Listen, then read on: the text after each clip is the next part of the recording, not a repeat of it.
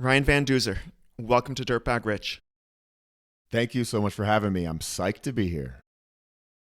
Tell me about the grandest adventure of each decade of your life so far. You can start with like age 0 to 10 if you'd like, but definitely teens, 20s, 30s, and now 40s. Okay. Wow. I think when I was a little kid, learning how to ride a bike obviously was when I was about 6 or 7 years old. That played a huge role and it foreshadowed a lot of future adventure. So I think learning how to ride a bike, and it was terrifying because as a kid, you're on this two-wheeled machine that wobbles around and you have to have your dad on the back with his hand helping you along. Maybe you have training wheels, maybe you don't. And just the failure of, crashing and being bummed out and discouraged and getting up and doing it over and over and over and over has been the theme of my life. So learning how to ride a bike. Let's go to the teens. I would say my biggest adventure in my teens was being a high school cross-country runner. I was very focused on being a good runner, and I trained a lot. And I think that's where I learned a lot of discipline. In my 20s, I guess my biggest adventure was my first big bike adventure. I was a Peace Corps volunteer in Honduras for 2 years. And instead of flying home after my service, like all of the other volunteers, I traded in my plane ticket, got about $700, and I used all of that money to buy a bicycle and fund my adventure riding my bike from Honduras through Central America and Mexico all the way back to Boulder, Colorado, about 4,000 miles. And that was the adventure. It was so fun. I loved it. Opened my eyes to the world and to how wonderful humanity can be. And that really planted the seed for wanting to do more bike adventures and figuring out a way to get paid to ride my bike around the world and make content and share it with the world. So that's the 20s. 30s, let's say, I was on a Discovery Channel survival show in the jungles of Venezuela.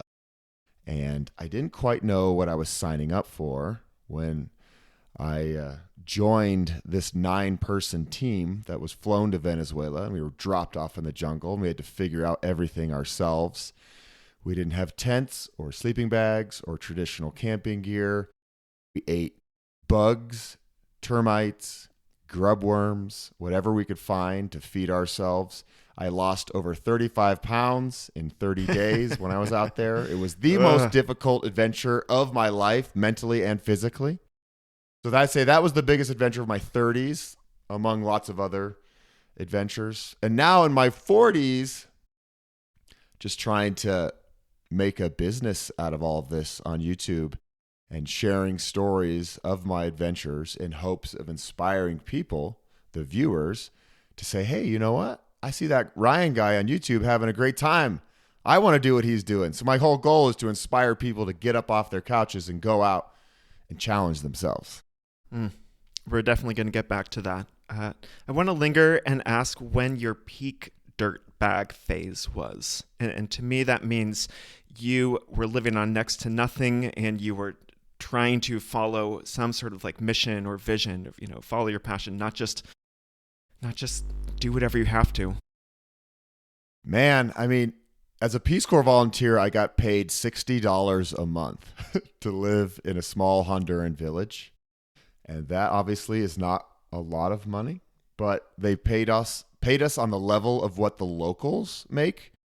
And so it was enough, and I would use that money, even though it was only $60, I would still save a lot. I would try to spend as little as possible. I'd be eating my rice and beans and not splurging on the ice cream bar at the corner tienda, and saving that money so I could go travel around Honduras and visit the other volunteers and go to Guatemala. And, I really wanted, even though I was in Honduras, and that's technically traveling, that was my home though, I wanted to see more of Central America.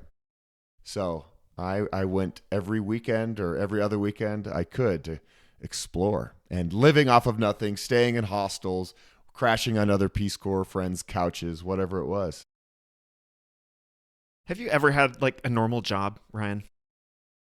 Not really. No. Even in my first job ever, I worked for the local newspaper here in Boulder, Colorado. And this is when I was in sixth grade. And I would go door to door, knocking on doors, selling subscriptions to the local paper.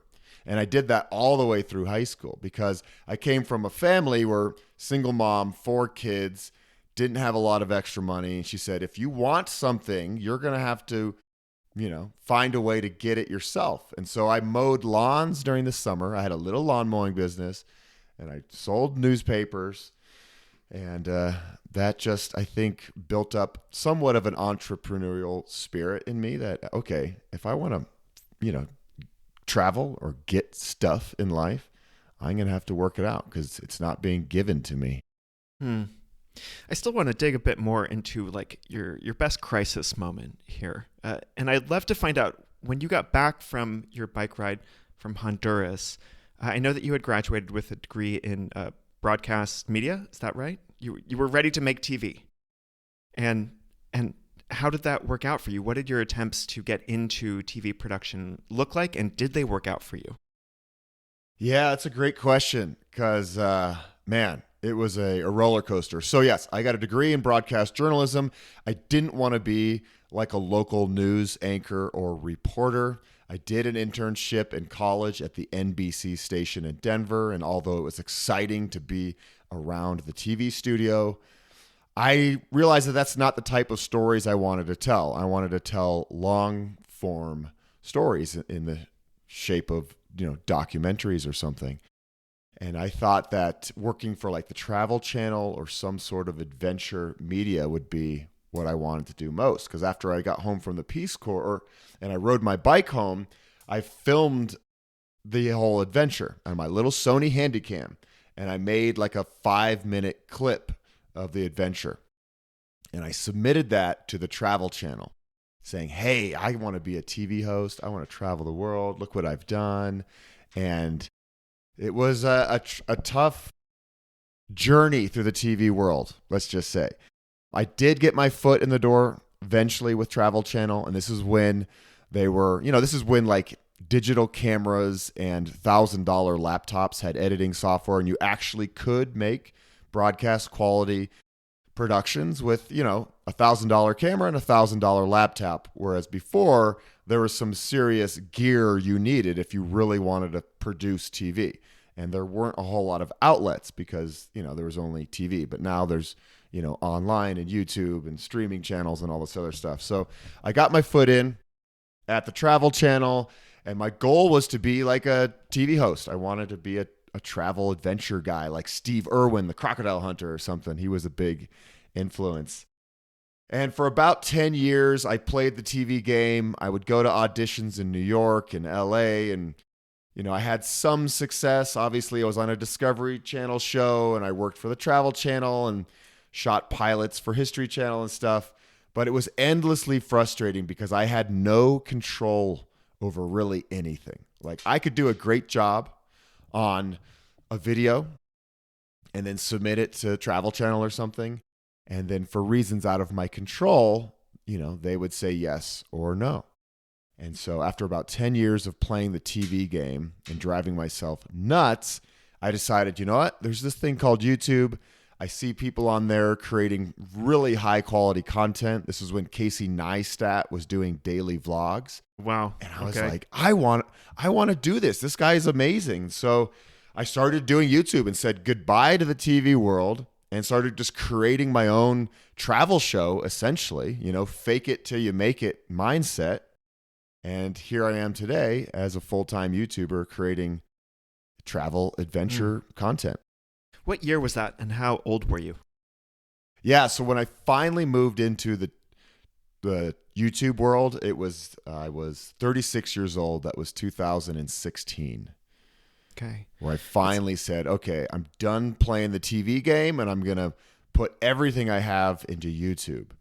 And that meant I was starting with a channel of 0 subscribers and slowly, and I mean slowly, built it up. Like I would make a video and it might get 127 views. You're like, wow, this is going to take a long time to like actually be able to monetize this. And then my next video would get a few more views and a few more. I never had a viral hit that launched me. It just took a lot of persistence. There's this great article about you published in 2022 by the Colorado Sun that describes you as Colorado's first outdoor content creator. And also said that at roughly this time, in 2016, you were thinking about going back to a job you had done before, organizing an after-school program. Yeah. Were you an educator for a while? I wasn't like a full-on educator. I always loved working with kids, at-risk youth, even through high school.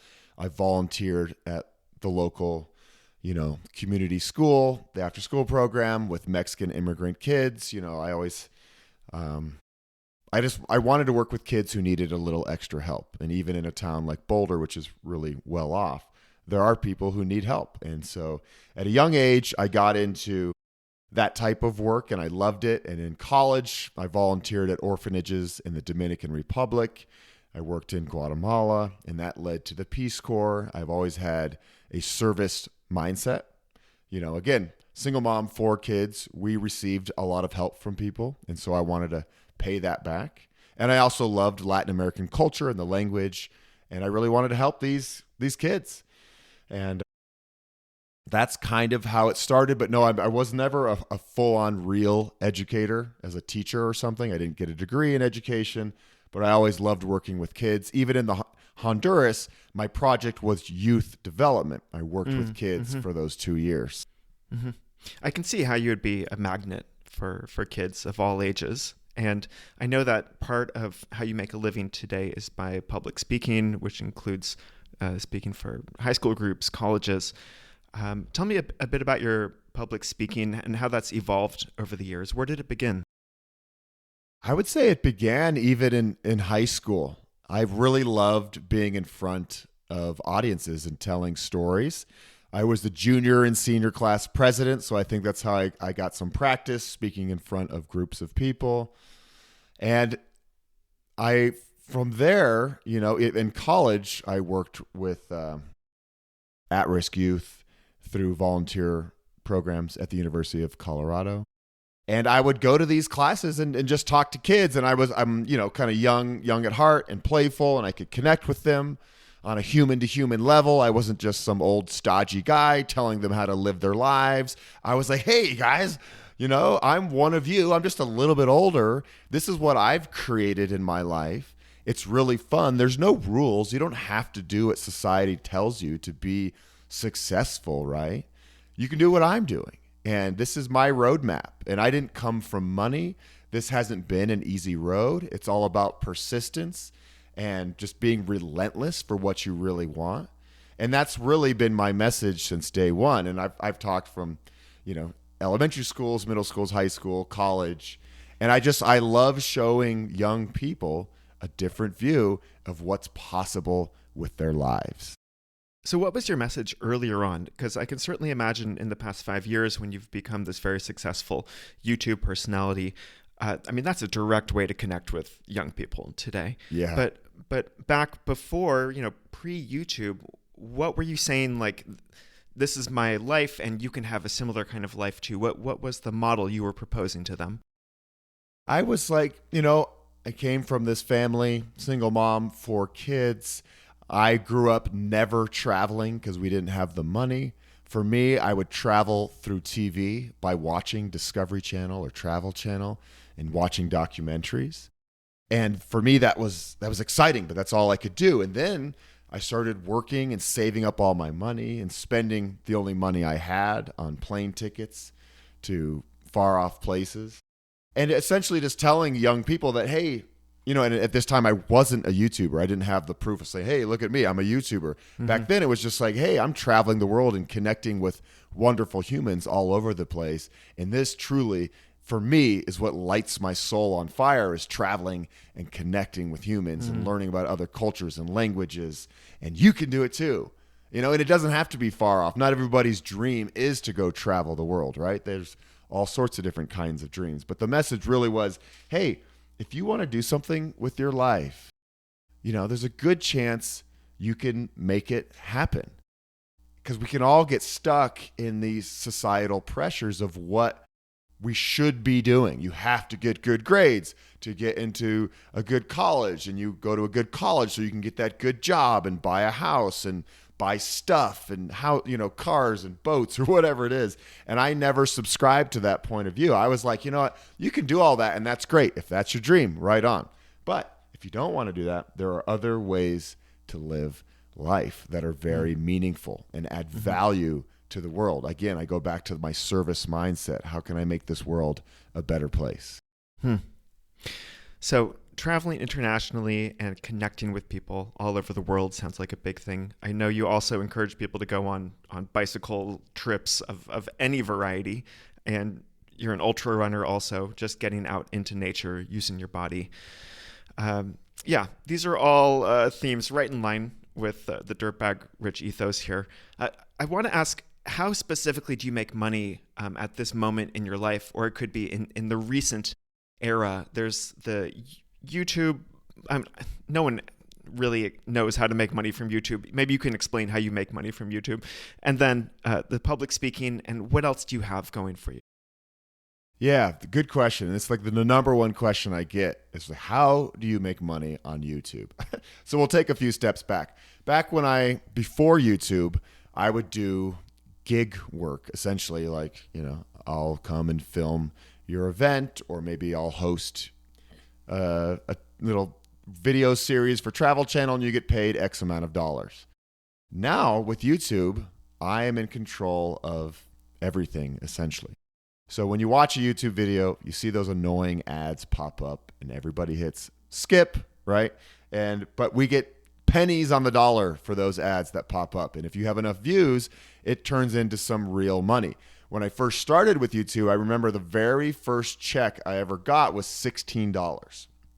And I wondered, how am I, I was rolling in it. I wondered, how am I ever going to make a living with this kind of money?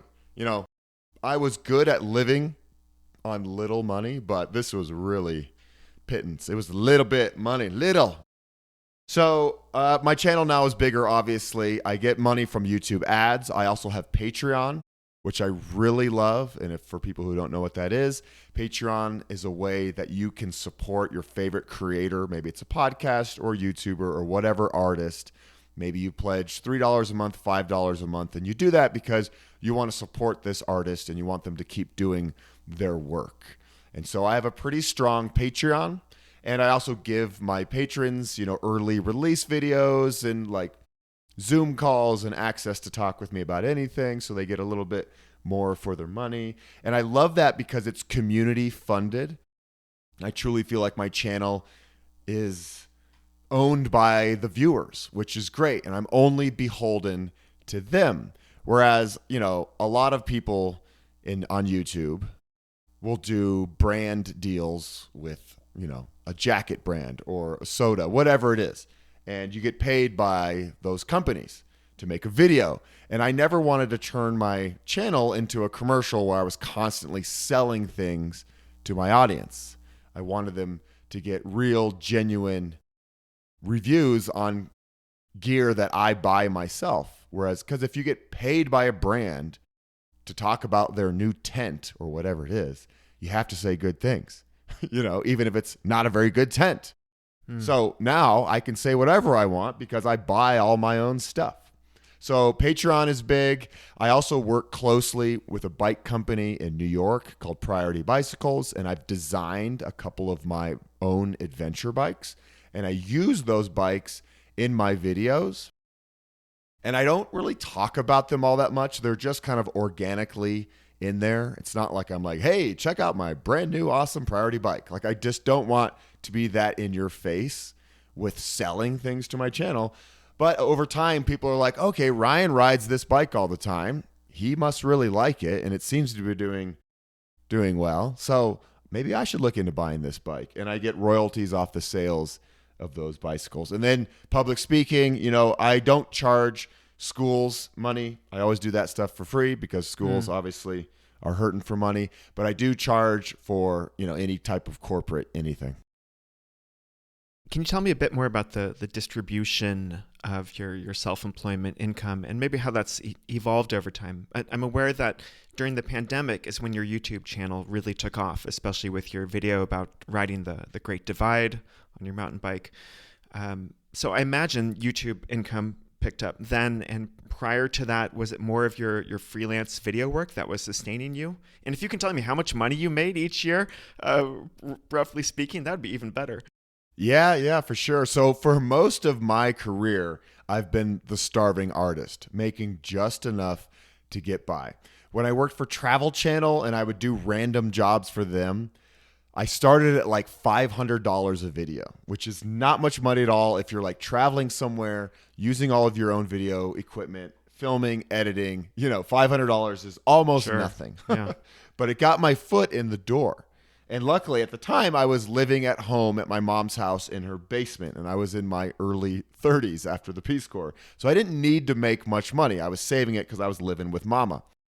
But the Travel Channel money slowly increased. I remember the first time I got like a big job, it was $20,000. And I was just blown away. I was like, oh my God, this is an insane amount of money. And it was for like 20 different videos.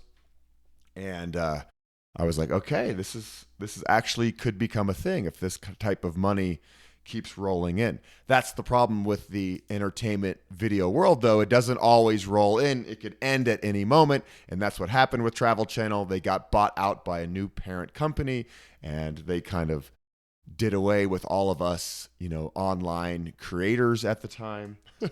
And that's really what inspired me to go to YouTube in 2016. I was like, okay, I can no longer rely on Travel Channel. And I did other production jobs outside of Travel Channel for, $500, $1,000, local stuff here in Boulder, Colorado. And YouTube for the first, 8 years or so, I didn't really make much money, maybe $30,000 or $40,000 a year total with everything that I was doing. Mm-hmm. And then during the pandemic, like you said, it really did go up because I think people were looking for content to watch. They were looking for uplifting videos. They were looking for ways to safely social distance, and that was on a bike, right? So bike sales boomed in 2020 all over the world. Everybody's buying new bikes. They go to YouTube to find bike content, and they're finding my videos. So in 2020, I'm not looking at my tax records right now, but I think I made $30,000 or $40,000 just off of YouTube ads. Nice. So that was a huge increase. And then I started my Patreon about at the same time, making another $30,000 or $40,000. And then I started designing these bicycles with Priority. And my first check from Priority was $25,000. So all of a sudden, I'm making six figures, which was huge for me. I never in a million years thought I would make that much money. Mm-hmm. I'm right there with you. And now I'm a multi-billionaire. Just kidding. But it's hovered around that since the pandemic. And again, like I don't need a ton of money. I'd never had a car in my life. I ride my bike everywhere. That obviously saves a lot of money. And I don't have a lot of stuff or things and fancy whatever, So I keep my expenses low and I try to save my money for cool stuff. It's pretty amazing that you're 46 now, and the takeoff period into having much more money really only happened about 5 years ago for you, which means you were riding this dirtbag train through your 20s and your 30s. I feel like by the mid to late 30s, a lot of people will just cave in and give up and be like, all right, I tried living my artist dream. I tried living my outdoor adventurer sponsorship dream. And clearly I'm just going to be poor forever. And why did you not give up at that moment in your, let's say, mid to late 30s? Like, living frugally is one thing, but there's this whole other layer of self-image and identity and comparing yourself to others. I lived in Boulder briefly for 6 months back in 2015, and like I never felt more inadequate in my life. Like everyone had just sold their startup and had 2.5 children wearing Patagonia and were running ultra marathons at 4 a.m. And I was like, oh my gosh. So please just tell me, how did you keep going? I never have gotten caught up with any of that and comparing myself to others. Even starting as a kid, I was always a bit of an outcast, but an outcast in a good way. I was really involved in high school, in student council, but I was a total dork and I embraced it. And I never really cared about being a cool guy. Single mom, 4 kids. We didn't have money for the fancy clothes. We are not your typical Boulder family that goes on vacation and has fancy cars and a big house. That just wasn't ever a part of my life. And I didn't care about it. So even up until my mid 30s, late 30s, even though I wasn't making much money, I didn't care because I had everything that I needed. I wasn't hurting. After I moved out of my mom's basement at age 30, I bought an affordable apartment here in Boulder. There's an affordable housing program for young professionals who don't make a ton of money. Obviously, Boulder's an expensive place, so they have this subsidized housing. So I had an apartment on my own, but it was still pretty cheap. So I was never hurting for money, and I was doing what I loved. I had the freedom to hang out with friends when they happened to come into town on a Tuesday midday. I didn't have that 9 to 5 job. I could, go traveling at whenever I wanted to on a whim and spend $500 and go to Mexico, and not just go to Mexico, but create content and have a great time down there and learn more about the world. So I never worried about it. And it's weird to say because people are probably like, yeah, right. Everybody worries about money, but I just didn't. Well, it sounds like you were just having such a fun time living your life that maybe there wasn't a lot of extra bandwidth for worrying about it. Yeah, and I was living a rich life. I was getting to travel. I was seeing the world. By my mid 30s, late 30s, I was in the travel blogger world where, you would get PR companies to send you around the world on press trips with other, travel bloggers. And so you get all this free travel and you go write articles or you make videos and you help promote whatever they want promoted. And so I lived a very rich life. I had tons of freedom. I traveled. I had great friends. I'm healthy. I'm running and biking all the time. I live in Boulder, Colorado, which is a wonderful community. And I was happy with how things were going. And I knew that someday if I just kept following what I loved doing, that someday the money would come. I just somehow believed that. And even if the money didn't come, I was like, well, I'm fine anyway. I'm doing okay. Even though I did not put money into any retirement accounts until I was age 41, 5 years ago. I didn't have any retirement money at all. When all of my friends, have 401ks and retirements and, maybe multiple houses and, that just wasn't me. Let's talk about something you just mentioned. You could leave whatever you were doing on a Tuesday when a friend came into town to go hiking with them or something like that. Go ride your bicycle. We're recording on a Tuesday, and it's a very sunny Tuesday where I am. And I decided at 10:30 this morning I'm going to go for a 2-hour trail run in the hills. The foliage is incredible right now. And to me, that is this ultimate resource, this mode of flexible self-employment and this time wealth. I get the feeling from a lot of online content creators that their lives may appear to be rich in time, but really they're constantly shooting and editing, and they're in front of screens, and it's all just a big facade and charade. And tell me, since you, I'm sure, know many people in this realm, from your own experience and from other people's experience, to what extent is this true? And have you been able to avoid this fate of not ever being able to forget about a camera or forget about filming and actually just go out there and do a thing for yourself? Yeah, that's a really good question because people ask me a lot, when you're on your adventures, are you enjoying yourself or is it work? And it's a bit of both. Of course, when I'm on a bike adventure, my mind is focused on creating content because if I don't come back with a good story, I don't really have a good video. And so when I film, I have 3 different cameras that I'm thinking about and all the batteries and memory cards, and it's a lot of work. Oh, I need to stop. I should get the drone out now. I should set up the tripod and get some shots.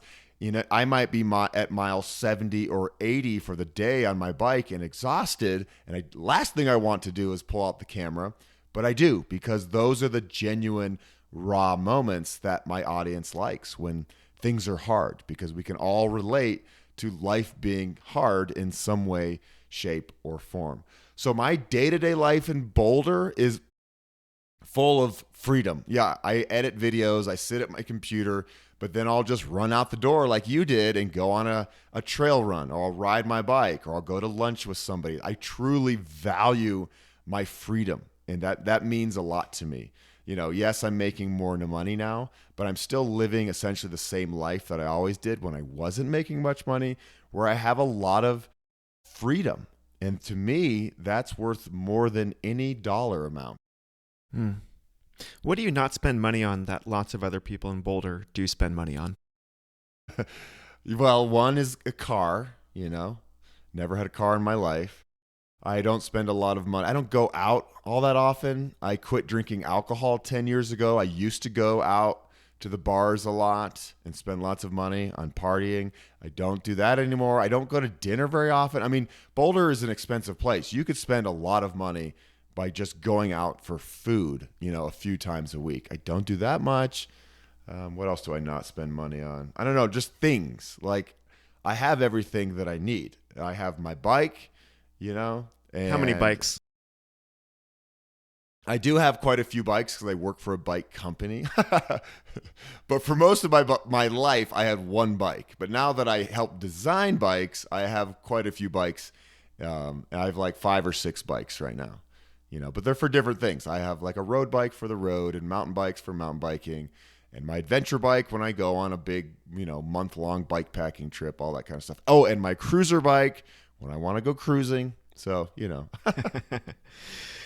How does it feel like this life is not currently working, or maybe feels unsustainable to you? It sounds like you had this big breakthrough in the money department. You have clearly a lot of enthusiasm and confidence, and like there are still ways that I'm sure you feel like, I'm not sure if this is going to work out for me. The dark night of the soul moments. Give me some rawness here, Ryan. You got it. Here we go. I question what I'm doing all the time, and I always have, even though I'm full of confidence, and I always believe like I'm going to make this work and the money's going to come someday. And, I don't have to be a huge superstar, but I'll make enough to be happy. And now that I'm making more money and I'm trying to sustain this and, be a responsible human and put money in my retirement accounts, it's a little, I wonder. And another thing is, I've always been, very athletic, very strong athletically. I can, go from thing to thing and big adventure to big adventure. Now that I'm 46, I do feel like it's getting harder to go from one adventure to the next adventure to the next, because these adventures are hard. A lot of times I'm pushing my body to the limits. I'm filming the process all day long. I'm sleeping in a tent. That feels less comfortable these days. I'm not getting as good a sleep. Then I come home and I edit and I grind and I put it out there. And then I'm like, okay, I got to go on another adventure. And so whereas maybe 10 years ago, I couldn't get enough of going on these adventures, now I'm dialing it back and I'm like, you know what? I really value being home and building community and hanging out with my mom. So yeah, I wonder, is this sustainable? How much longer can I do this? In the current state that I'm doing it, what would I do if I don't do this? I've always been a storyteller in some way, shape, or form. How does that look going forward? So yeah, for the first time in my life, I would say the last couple years, I've really questioned, how much longer can I be an adventure YouTube guy? And if you look at my hair, it's almost all gray now. So I'm not like this young, spunky, whippersnapper out traveling the world. I'm like a middle-aged dude, which is fine because there's plenty of middle-aged people watching YouTube videos. And I think it's important to show that, all ages can go on an adventure, whatever that adventure looks like to you, and push your body however far you want to push it. On the note of Yeah, I don't know where organizing, I'm going from here, Blake. well, I noticed you did something cool recently called the Boulder Adventure Weekend. Oh, And yeah. this seems like it's touching on that local organizing community type thing, and it's something that is not pushing your body to some extreme limit on some multi-month trip. Tell me about that. Yeah, so my audience for years has asked me to lead tours. They want to come on a bike tour with me or something. And I want to do this really badly, but I know that it's so much logistical work to get the insurance and find places to go and be in charge of 10 or 15 people on a bike tour, and they're all different ability levels. So for me, it always felt very overwhelming to even think about starting a tour company, and I still have not. But this summer, I did invite my audience to Boulder, and I said, I am going to curate an awesome Boulder weekend where you're going to come here and we're going to ride bikes. You're going to see everything that I do in my videos, and you're going to experience it firsthand. And we're going to stay at my friend's adventure hotel. It's pretty economical. I didn't really charge people. You know, this wasn't a money-making event. It was more just fun and community.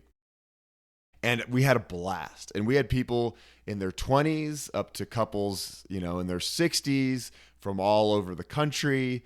And it was really, really fun to meet my subscribers in real life and just spend some time with them. At a time when the world seems dark and scary, it was really important to look at all these wonderful humans. 65 people came. You'd be like, you know what? We're going to be okay. Humans are great. And I have all these people from all over the United States here hanging out. We're having a great time, and we're all valuing, you know, the great outdoors and riding bikes and health and wellness. And okay, I feel better about the world now. So going forward, I would like to do more of this type of stuff, and that might be a new avenue for me where I do something like bike tours or adventure tour groups. Well, that's my work. I take teenagers on adventure travel programs, and so happy to chat with you. Oh, that's awesome. Uh, We need to talk. we'll talk. I want to dig a bit into your sort of social mission, and you just mentioned health, wellness, biking, nature. I know that one of your catchphrases is "get off the couch," and I really want to just figure out where this came from for you, both in a positive way. Why do you think this is important? But also in a negative way. Like, what do you hate about the image of a lot of people sitting at home on their couches instead of going out there? Is maybe sitting at home consuming a lot of YouTube content or other short form video or Netflix or whatever it might be. Like, what are the emotions around this mission of get off the couch come from? I have always valued getting outside personally. Ever since I was a kid, I've loved running and biking and connecting with nature. And I'm glad that I grew up in a town like Boulder where a lot of people value Mother Nature and getting outside and pushing your limits. You know, I ran track and cross country as a young person and rode my bike everywhere. And for me, it's been important for my mental health to go outside. And it doesn't have to be a huge run or a huge bike ride.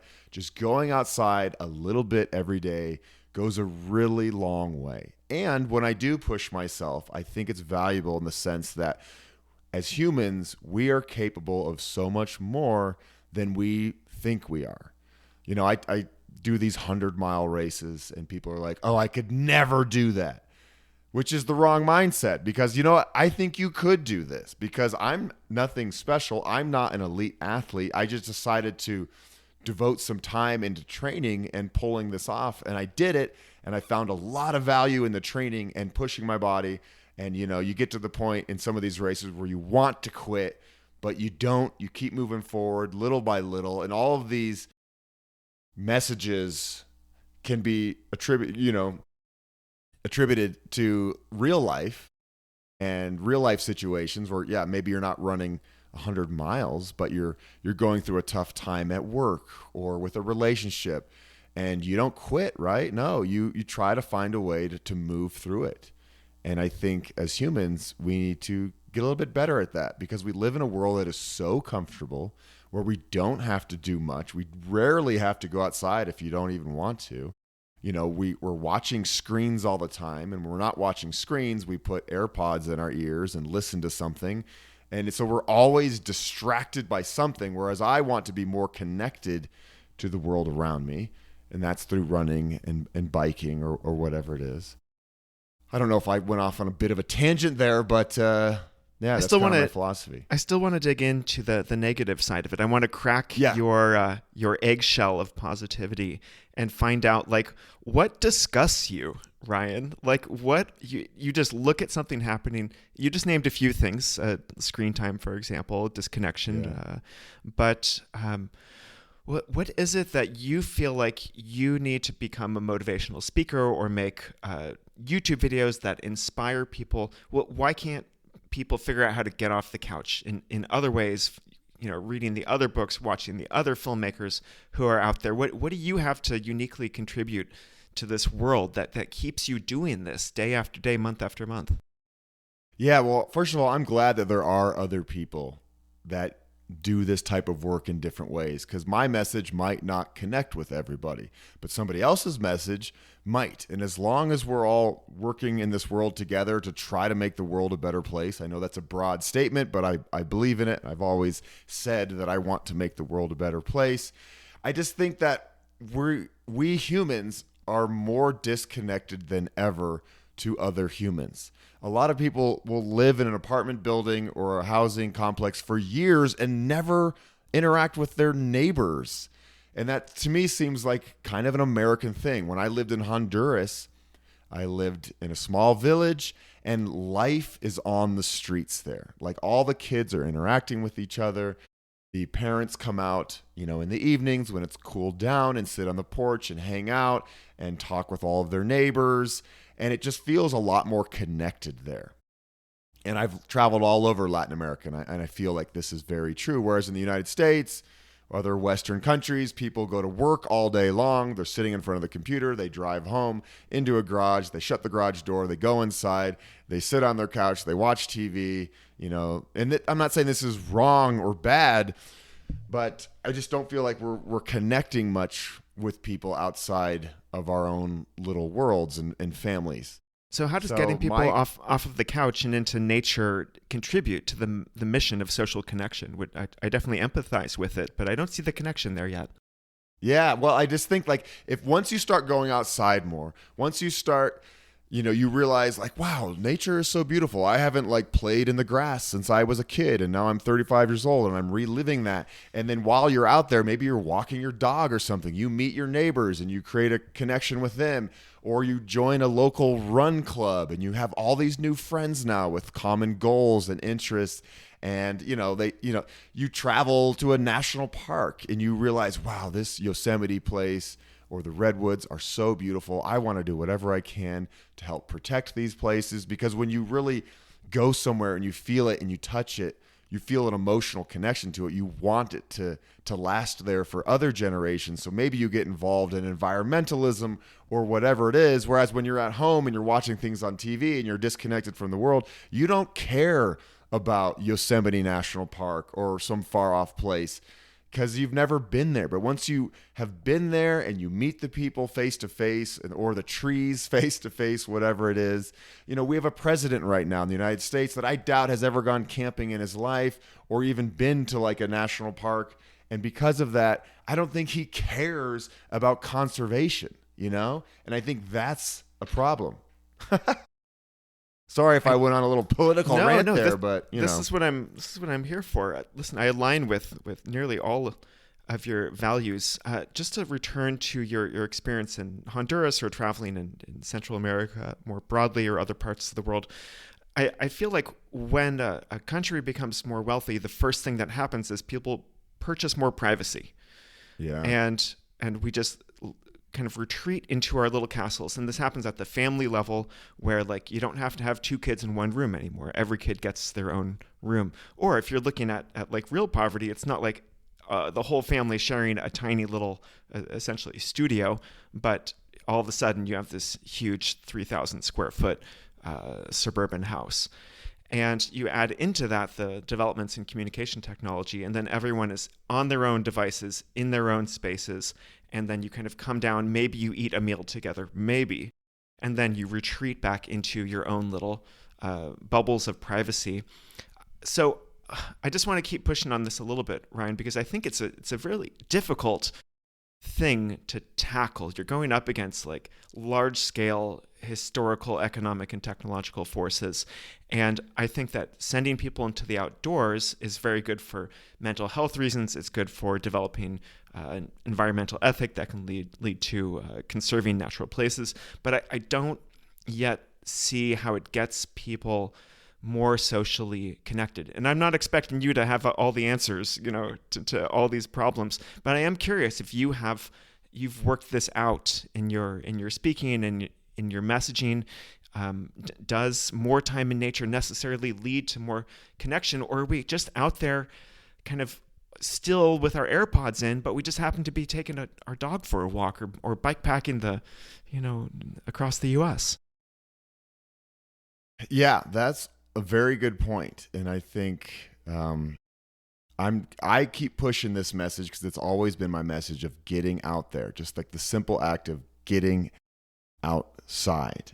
And for, the Boulder Adventure Weekend example, where I had 60 strangers fly to Boulder, and throughout that weekend, everybody got to know each other.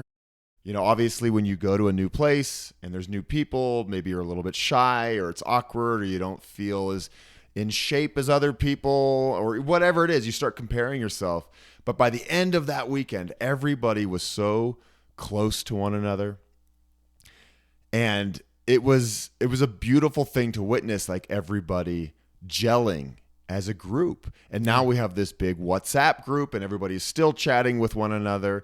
And hey, I want to come visit you here or there. And so I do think that, my work on a small level, putting videos out into the world, showing people how fun it is to ride your bike, how meaningful it is to connect with people in small villages in Latin America, which I do on my adventures, and the value of conserving nature and why it's important. I talk about a lot of this in my videos, climate change or whatever's going on my mind at the time. And I think because of what you said, everybody has a little device and they go to their room and they hang out and you don't need to interact with anybody, losing the ability to interact with one another. I go to schools and I talk to young people who are very awkward because all they do all day is stare at their phone. So they don't really know how to interact with adults or even people their own age, and they can retreat to their phone where they have their little happy place. And I'm not saying it's all bad. Like, phones are fun. I have a phone. There are times when I look at it too long or I find entertainment on my phone. I just think there's balance, and we need to have a bit more balance in our lives. But being outside, going outside has to be, I think, a large part of a healthy, well-rounded life. I agree with you. I wonder, do you ever tell people to use warm showers or couch surfing or any of these other websites where, you stay with people for free along your bicycle tour? Absolutely. Yeah, I think those websites connect wonderful people with other wonderful people, because if you're a warm showers host, it means that you've probably been on some bike adventures yourself and you want to extend your house to somebody who really needs a warm shower and a bed and a little recharge. And so you're connecting like-minded people. And, a lot of times warm shower guests, maybe there's one here in Boulder and somebody from Italy comes in, and then you get to learn a little bit more about Italy and people from all over the world. And so it's just like a great way for cross-cultural connection, same as couch surfing. And on my adventures, a lot of times I don't pre-book my warm showers because I don't exactly know where I'm going to end up, but I'm just meeting wonderful humans randomly, and hey, you can sleep in our backyard. Hey, we'll cook you dinner tonight. And that's happened over and over and over.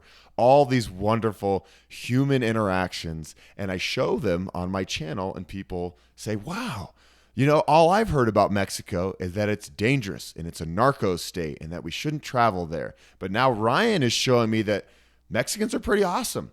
and they're hospitable and very generous. So it's my way of being an ambassador for the world through my channel when I show people, hey, humans all over this planet are inherently good. I feel like this is the real thread that ties together this whole conversation, Ryan, because your formative experience riding your bike from Honduras back to Colorado in your early 20s after the Peace Corps, I mean, you were meeting people, you were staying with people along the way. It sounds like an intensively social experience and cross-cultural and eye-opening, world-opening experience. And when you encourage people to go stay with a Warm Showers host, it's a smaller version of that. Although when you say it connects like-minded people, my experience with my first long bike tour in 2020, which started right before the pandemic hit, I was riding from essentially the New York City area down the East Coast towards Florida and then over to Texas. And I was staying with a lot of families through Warm Showers that were, definitely came from different religious and political foundations than me.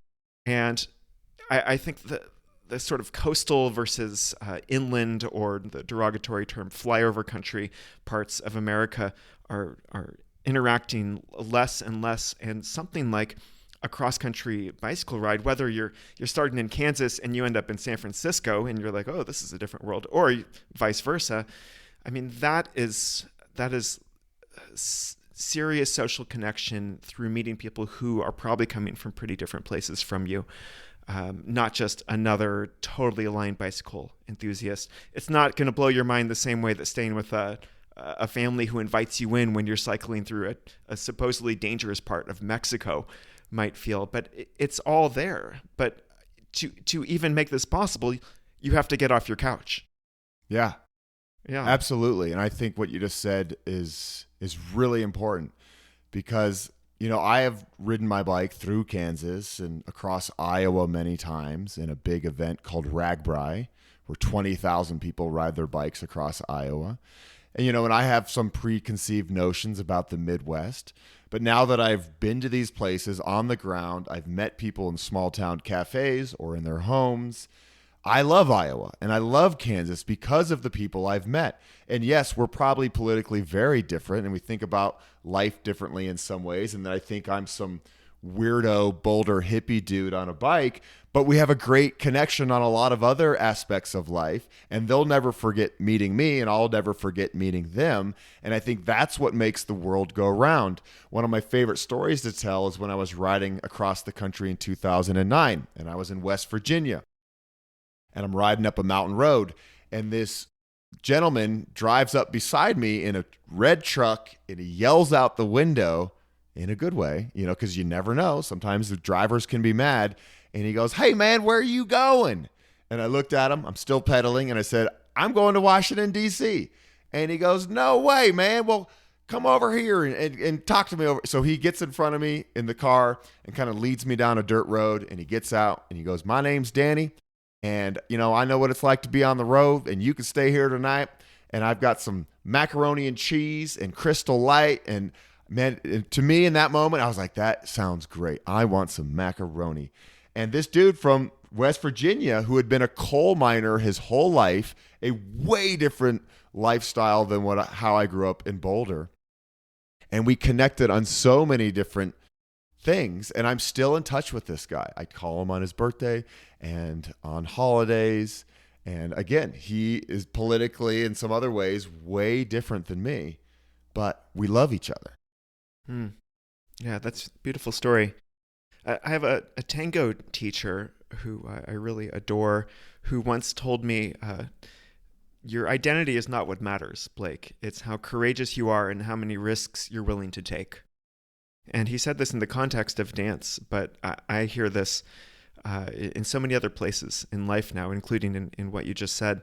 And maybe this is what I felt was important to discuss, that just getting people outside to go run a marathon for the first time or to go on the first bicycle trip, it's like that's an important step. But if you're going to address the social connection issue, then there needs to be this like courageous risk-taking step where you go on a longer trip and it's like your Odyssey, right? It's like you need to go out into where there be dragons and stay with some actual strangers, get into some situations where maybe you need to rely upon the kindness of strangers. This sounds like what formed you, or these kinds of experiences, not just spending a bit more time outside, living in a beautiful place. Both are important, but I'm really curious, and I think I would love to see you bring people together in these face-to-face ways like you've started doing. Maybe I would not envy you necessarily if you were going to lead multi-level bicycle tours. That does sound like a bit of a nightmare to me. But I think more of the face-to-face stuff, and especially bringing together people from really disparate backgrounds, is like the only way forward. I struggle to think of any way to get people off their phones and to have them think more broadly about, like, oh, maybe all these people I read about in the news are not the terrible demons that I imagine them to be. That's so well said. I love it. You're totally my style. And I do think it's important, especially right now where the world in one way is very connected, through technology, but also disconnected because of it. And there's a lot of misinformation, and you can have bias towards something or someone because of some nonsense that's online that may or may not be true. And it is important to meet these people face to face, human to human, and really connect. I just did a bike ride 2 weeks ago in Mississippi, the Deep South. And of course, I have some bias against the Deep South. Growing up in Colorado, much more progressive minded, at least in my mind. And I went down there and rode my bike, and I met wonderful people the entire way in small town country stores, and they, just want to, embrace you. They're like, oh my gosh, you're not from here.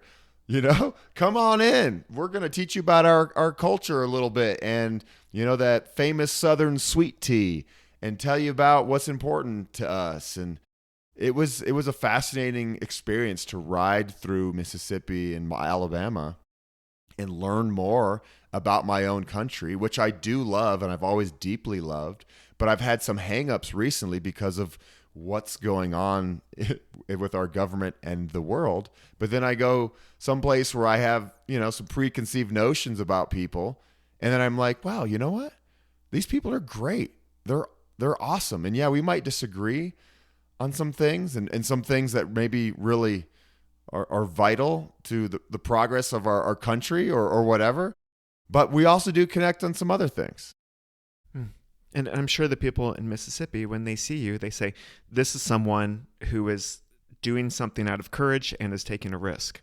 And that is something, that's a universally valued trait. We all see this in other people, and we admire it. We respect it. Yeah. And we want to help people. I think humans inherently want to help other humans. And there's been so many times on my bike trips, I'm sure you experienced it, where maybe I broke something on my bike, or I needed a little help or water, and out of nowhere, a trail angel comes. That's what I call somebody who saves the day when you don't call for them. They just happen to live in this small town, or they're driving by and they stop because they see you on the side of the road. And they're like, hey, man, what's going on? Can I help you? And they drive you to the next town or whatever it is. And I've had so many of those experiences where humans just want to help other humans. And I love that because we need more of this. Beautiful. All right, last 2 questions for you, Ryan.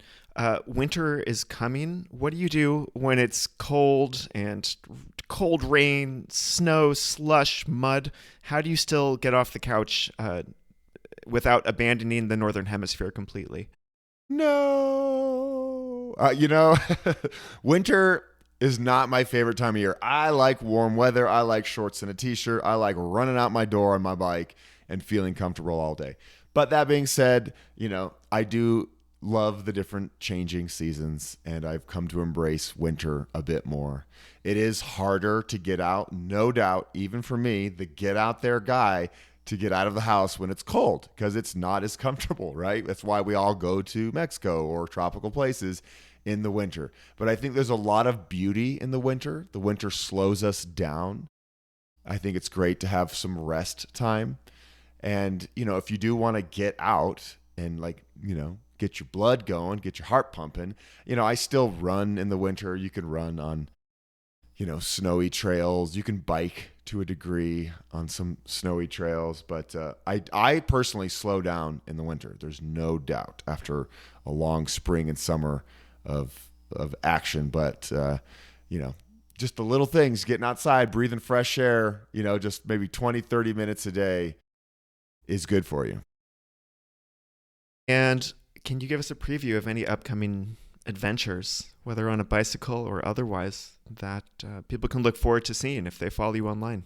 Yeah, next summer, I guess this is kind of a ways away, next June, I'm going to ride the Great Divide mountain bike route. This is a route that I have done before, but I'm going to do it in conjunction with the Adventure Cycling Association. This is their 50th year.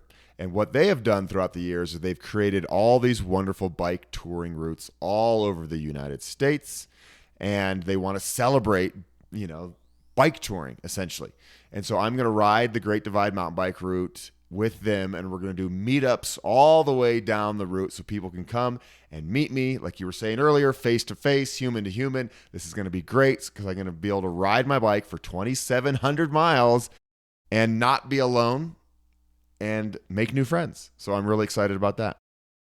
Amazing. If people want to find you, I'm sure they just type your name, Ryan Van Duzer, into Instagram or YouTube.